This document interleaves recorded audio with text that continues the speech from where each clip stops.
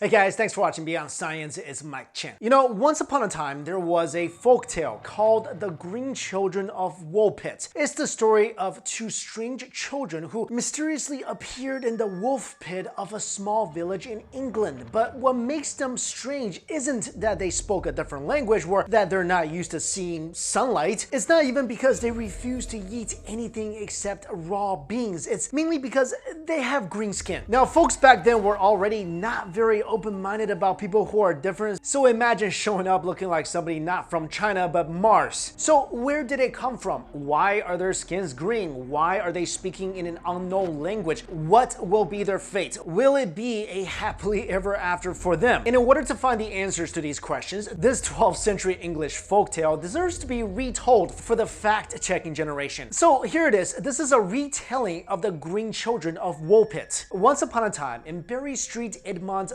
Suffolk in 12th century England, during the reign of either King Stephen from 1135 to 1154 AD or King Henry II from 1154 to 1189 AD. The story of the Green Children of Woolpit were recorded in separate but near similar chronicles of two scholars. One was written by Abbot Ralph of Coggeshall and was included in the English Chronicle manuscript, which he took over from 1187 until his last signed entry in 1224. In his version, the children were brother and sister, who was found by the villagers near the mouth of a wolf pit. They were human in form, all except for the green color of their skin. The children were later on brought to the house of a knight named Sir Richard de Cowney, where they were offered shelter and food. However, they wouldn't touch anything that was served to them despite their great hunger, all except, well, raw beans. In fact, that was all they ate for a very long time. Although they shared the same meal, the two children, however, wouldn't share a similar fate. The boy wasn't able to adapt to their new life in Woolpit. He fell into depression, refused to eat, and eventually succumbed to death. On the other hand, the girl gradually grew used to eating different kinds of food. As a result, her skin lost its green tinge and she successfully blended in quite literally with the people of the village. After learning how to speak English, she described the place where she was from as veiled in perpetual dusk, where they saw almost no sun. She also revealed that where she's from, everything is colored green, including the people, just like her and her brother. When asked about how the two of them ended up in the wolf pit, she said they were watching over their flocks when they heard the melodic sound of bells coming from inside a cavern. But when they followed the sounds, their senses were overwhelmed by the blinding light of the sun and the sudden change in temperature, and when they came to, they were in the wolf pits. She said they were startled by the noise around them and tried going back where they came from, but the entrance of the cavern wasn't there anymore. The girl continued to stay with the knight that took them in, as Abbot Ralph affirms, noting in his records that he personally heard this from Sir Richard and his family. He also mentions that she received the rites of baptism, implying that her actions and beliefs now follow the moral standards of the times. But ironically, he also points out that she was rather loose and wanting in her conduct. Now, the second version of the story was by an English historian named William of Newburgh, who was at first, according to Thomas Knightley's 1884 book, The Fairy Mythology, a skeptic. But after he was at length overcome by the weight of evidence, although what evidence it was he doesn't make any mention in his chronicles, wrote about the Green Children in the History of English Affairs. While Williams's version shares a lot of similar details with Abbot Ralph's, like the sudden appearance of the children, the boy eventually getting sick and dying, and the girl telling the villagers where they came from, there are a few details that either wasn't in the first version or entirely contradicts it. In Williams's records, the girl said they were from a twilight place called St. Martin's Land, named after their patron saint. She describes the place as having many churches with its residents of the Christian faith. She says that St. Martin's Land also doesn't receive much sunlight, but across the river they can see a very bright country. And after crossing the river and cutting through the dense forest, they found themselves at Woolpit. Also in this version, the girl got married. She married a man named Richard Barr, an ambassador of King Henry II. She changed her name to Agnes Barr and settled down in Kingsland at Norfolk. However, some scholars refute this information, citing that the only Richard Barr in King Henry II's court was a former archdeacon who later on retired as a canon, which makes it highly unlikely that he ever married. But unfortunately, in both versions, that's how the story abruptly and anticlimactically ends. Of course, hearing the story straight out, it seemed like the girl was from an entirely different world. But some say St. Martin's Land could have been Forham Street, Martin, a town north of Bury Street, Edmonds. The cavern in Abbot Ralph's story could have been any of the entrances to the flint mines in the area, and the bells they heard could have been from the sound of Neolithic flints inside the mines. The children could have been Flemish immigrants who fled from Forham St. Martin to Woolpit through the mines and across Thetford Forest to escape persecution from King Henry II, which also explains why they spoke a different language. The sun in William's story could have been blocked by the tall trees in Thetford Forest, and the wide river separating St. Martin's Land and Woolpit could have been the Lark River. Or it could be, as Robert Burton hypothesized in his book, The Anatomy of Melancholy, that the children simply fell from heaven, setting forth in motion the theory that they're extraterrestrials. This was picked up by astronomer Duncan Lennon in 1996, whose theory was that the children accidentally teleported to Earth from another planet, which would basically also explain the green color of their skin. But as fun as it is to find tangible pieces of evidence to prove that the folktale of the Green Children of Woolpit is real, it's also kind of fun deciphering the symbolisms used in this story. In literature, green is commonly used to describe two sides of the same coin. It can be used to describe sickness, as in when we say sickly green, but we can also use it to represent health and vitality, as in when we say fresh greens. In Celtic mythology, green is associated with the green man, a decorative archaeological motif used in pagan temples and later on also in medieval churches, who represents the cycle of life. Shakespeare used green to symbolize young love, as in the green pastorals of A Midnight Summer's Dream, or jealousy, as in the green-eyed monster in Othello. But at the end, all we can do is speculate whether the children were really from another world, or they were just green because they were malnourished. Because some say their green skin is simply explained away by chlorosis, which is often caused by poor diet and lack of nutrition, resulting in the reduced delivery of healthy red blood cells to the tissue, and that's why the girl's skin lost its green tinge as soon as she started eating other fruits aside from raw beans. But hey, unless we're able to invent a time machine, I guess we'll never know. I mean, at least for me, is it possible that they did come from another world? Do other worlds, other dimensions, alternate realities exist? Personally, I think so, but let me know what you guys think. Do you think the Green Children of Woolpit is just an overblown story? Or do you think they actually came from another world? Maybe Neverland? Anyway, let me know what you think in the comments. And I know I did this story before in a list style, but I had more information, so I kind of wanted to make a whole new video about it. So hopefully you liked it. Thank you again so much for watching.